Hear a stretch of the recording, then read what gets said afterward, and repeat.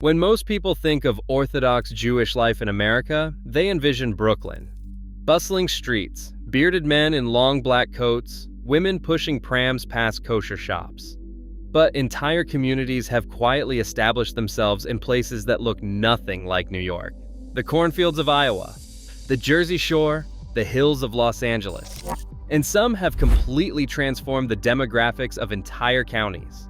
And almost nobody outside these communities knows they exist. Now, let's begin. Number 10, Postville, Iowa. We begin in the most unlikely of places, a town of just 2,220 people, set amid the rolling cornfields of northeastern Iowa. The nearest major city is over an hour away. This is deep American heartland territory, and yet, walking down the main street, you might spot Hebrew lettering on storefronts. In 1987, a group of Orthodox Jews from Brooklyn arrived in Postville with an unusual plan. They purchased an old meatpacking plant on the edge of town and transformed it into a kosher slaughterhouse. Within a few years, it became the largest kosher meat processing facility in all of America. At its peak, around 50 Orthodox Jewish families called this tiny Iowa town home. That might not sound like many, but in a town this size, it represented roughly 10% of the entire population. The community built its own synagogue. They opened a yeshiva, which is a religious school for boys. They established a glatt kosher supermarket and a Judaica shop selling religious items. A sign in town captures the surreal nature of this place. It reads that Postville might be at the edge of the world, but you can still buy tzitzis, yarmulkes, and religious garments here. The kosher plant currently employs around 700 people. That is over 30% of the entire town working at a single facility. The operation transformed Postville into one of the most multicultural small towns in the American Midwest, with immigrants now making up a quarter of all residents. A kosher supermarket in Iowa cornfields seems improbable enough. But our next entry takes us somewhere even more unexpected, a city where Orthodox Jews now make up 2/3 of the entire population.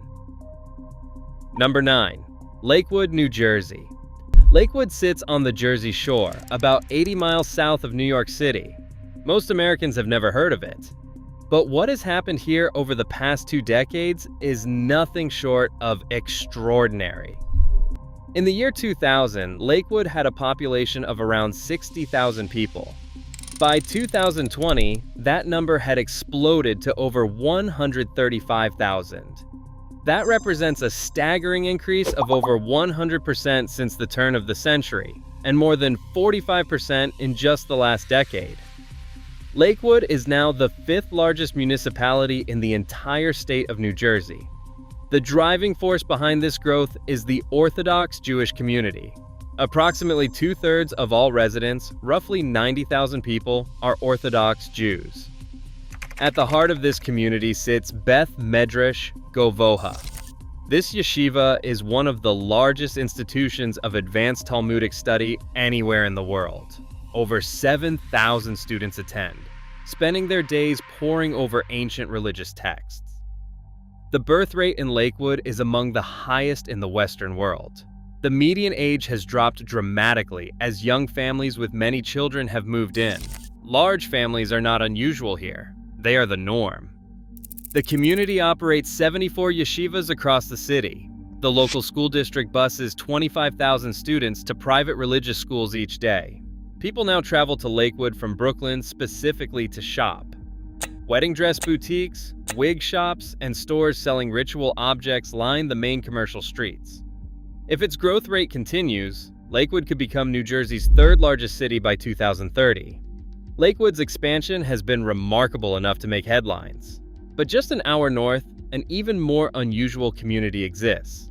A village that was quite literally built from scratch as an Orthodox enclave. Number 8, Kiryas, New York. In Orange County, about 50 miles north of Manhattan, there exists a village unlike any other in America. Kiryas was founded in 1974 when 14 Satmar Hasidic families from Brooklyn purchased land in the town of Monroe. They named their new settlement the Village of Joel in honor of Grand Rebbe Joel Teitelbaum, the charismatic spiritual leader of the Satmar dynasty who miraculously survived the Holocaust and systematically rebuilt his shattered community in New York. In 1977, just 500 people lived here. By 2020, that number had grown to nearly 33,000. Current estimates suggest the population has now reached 42,000. Kiryas Joel has the youngest median age of any municipality in America, just 11.4 years old. This is a community of children.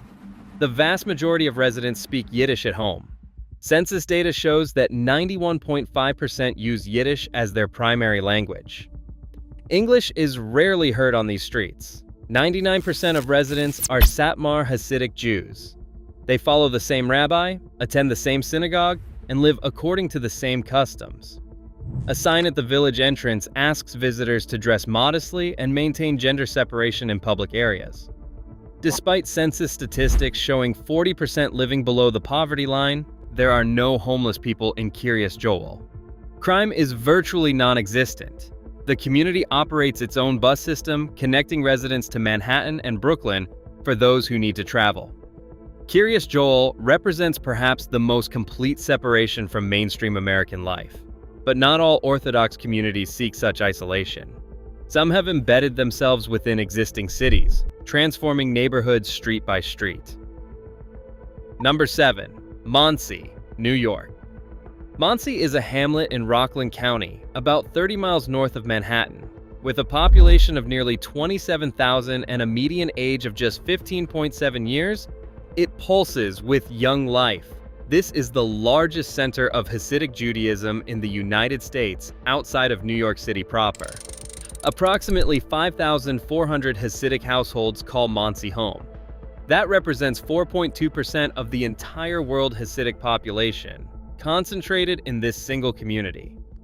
Unlike Kiryas Joel, which is home to one dynasty, Monsey hosts multiple Hasidic groups. The Satmar, Vishnitz, Sanz, and Belz communities all have a presence here. Each maintains its own synagogues and institutions, yet they coexist as neighbors. The migration began in the late 1940s. Orthodox Jews from New York City were seeking affordable land for their growing families. The first major institution, Beth Midrash Elyon, was established in 1944. Others followed. 41.5% of residents speak Yiddish at home. Another 6.9% speak Hebrew. Walking through certain streets, you might not hear English spoken at all. Nearly 70% of households have children under 18 living with them. The sound of children playing is constant. The name Monsey has become a metonym in Orthodox circles. When people say Monsey, they often mean the entire Orthodox Jewish population spread across Rockland County. Monsey demonstrates how Orthodox communities grow organically within existing towns. But what happens when they revive a neighborhood that others had abandoned? That brings us to Chicago. Number 6. West Rogers Park, Chicago. On Chicago's far north side sits a neighborhood with an extraordinary story of resurrection. West Rogers Park, historically called West Ridge, was once one of the most Jewish neighborhoods in Chicago. In the early 1960s, the Jewish population peaked at 47,000 people. That was nearly 75% of the entire neighborhood.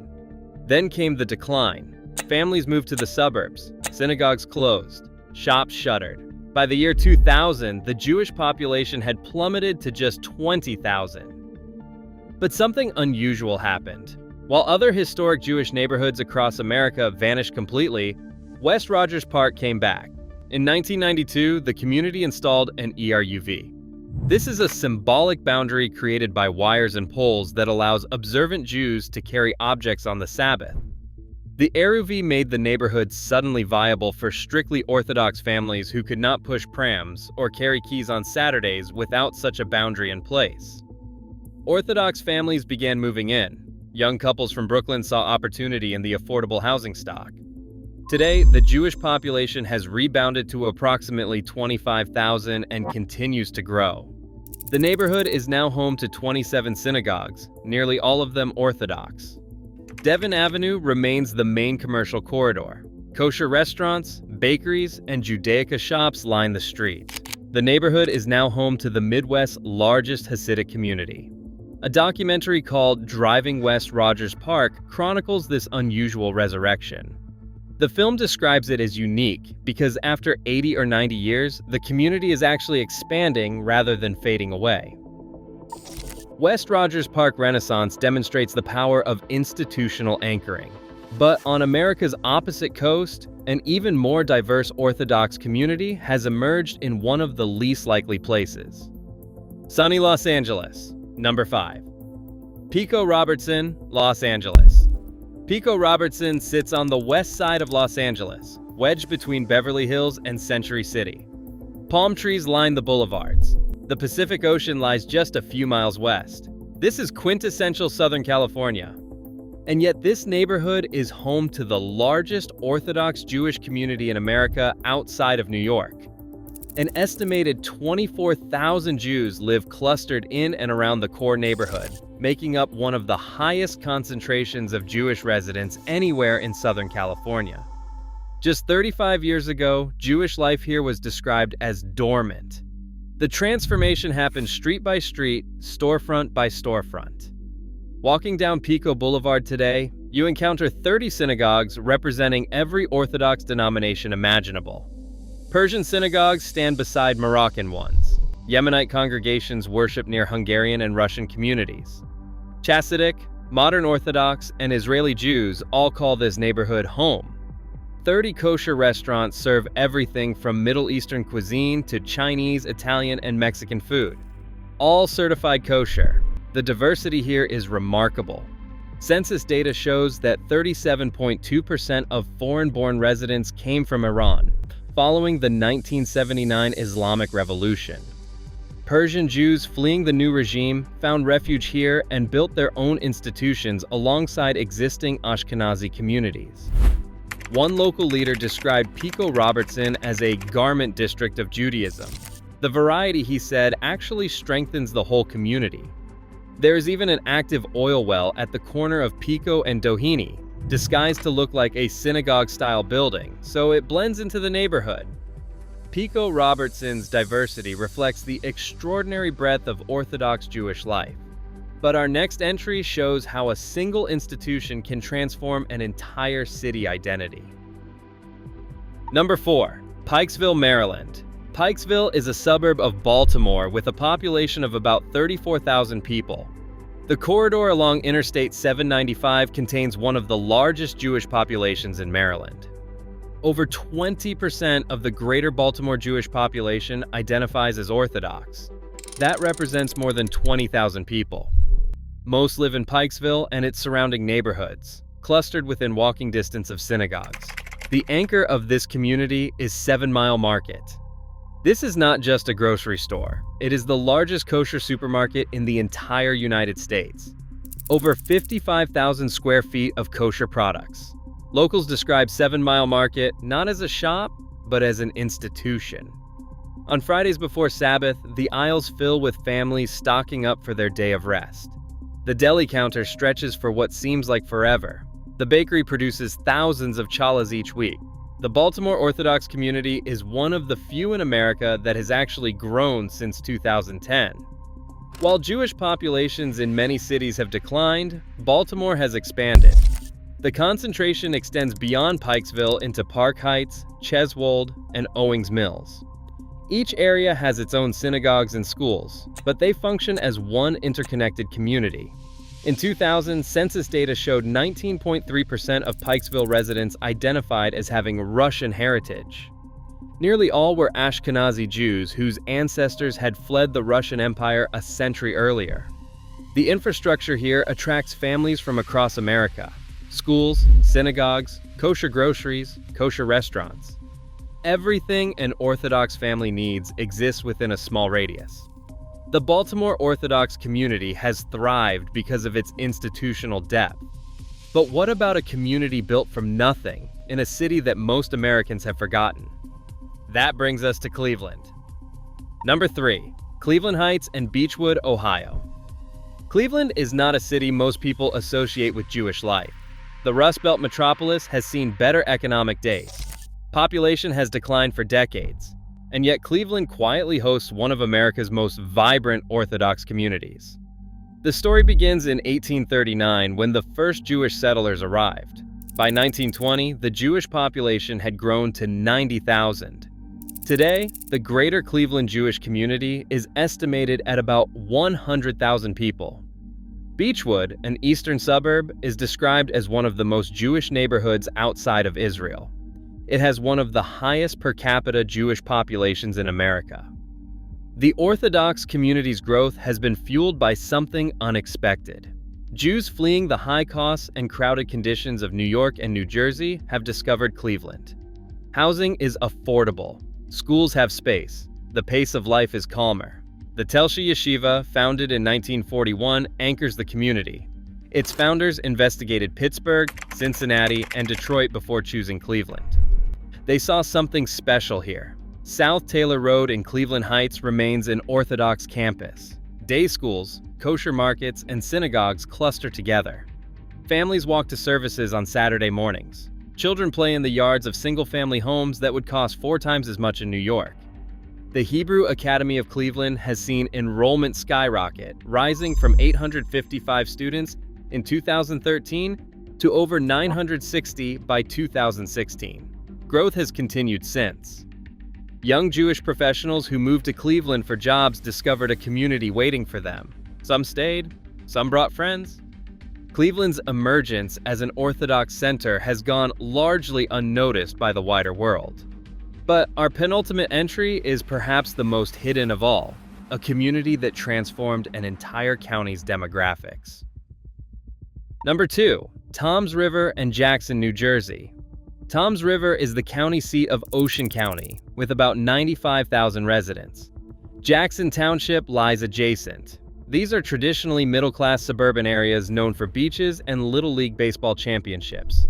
But as Lakewood became crowded and expensive, Orthodox families began looking at the surrounding towns. In 2014, Rabbi Shmuel Lefkowitz gave a speech that would shape the region's future.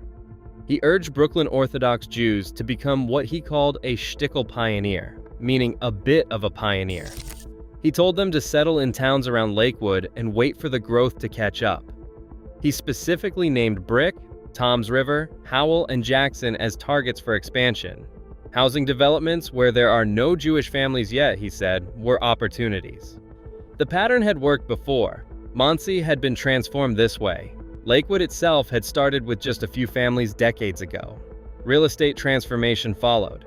Families purchased older properties and renovated them. Extended families sometimes bought homes on the same street.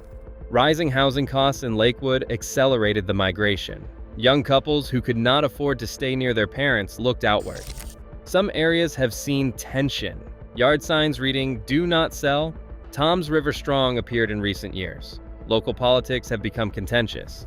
But the demographic shift continues. Orthodox families are attracted by proximity to Lakewood religious and educational institutions. They can live in Jackson and still send their children to yeshivas in Lakewood, just a short drive away. The expansion around Lakewood demonstrates how Orthodox communities grow beyond their original borders. But our final entry is perhaps the most remarkable transformation of all. An entire village that exists as if in another century. Number 1. New Square, New York. In Rockland County, about 30 miles north of Manhattan, there exists one of only 3 entirely Hasidic villages in America. New Square population is 100% Skver Hasidic Jews, every single resident, no exceptions. The village was founded in 1954 by Grand Rabbi Yaakov Yosef Twersky, a Holocaust survivor who had lost most of his community to the Nazi genocide. He came to America determined to rebuild what had been destroyed.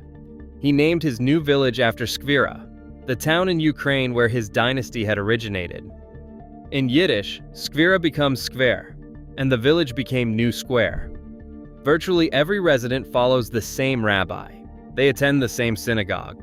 They live according to the same customs that their ancestors followed in Eastern Europe before the war. Signs in the village are written in Yiddish. English is rarely spoken. Walking through the streets, you hear the language of the old world. Women dress in extremely modest clothing. Men wear the distinctive long black coats and fur hats on special occasions. Boys grow sidelocks that curl past their ears. The village operates its own schools, its own religious courts, its own social services. Marriage is arranged through matchmakers. Large families are the norm. Households with 8 or 10 children are common. Most men dedicate their lives to religious study rather than secular employment. The Grand Rabbi is consulted on major life decisions: marriage, business ventures, where to live. All require his blessing. Walking through New Square feels like stepping into a pre-war Eastern European shtetl, the wooden synagogue, the men hurrying to study halls, the women pushing prams filled with children. Yet this community exists just 30 miles from Times Square in the 21st century. On Shabbat, the entire village falls silent. No cars move, no phones ring. The modern world simply stops, and somewhere in a study hall, young boys with sidelocks bend over ancient texts, learning the same passages their great-great-grandfathers studied in Ukraine before the world they knew was fundamentally upended. In these hidden corners of America, that old world does not just survive, it thrives.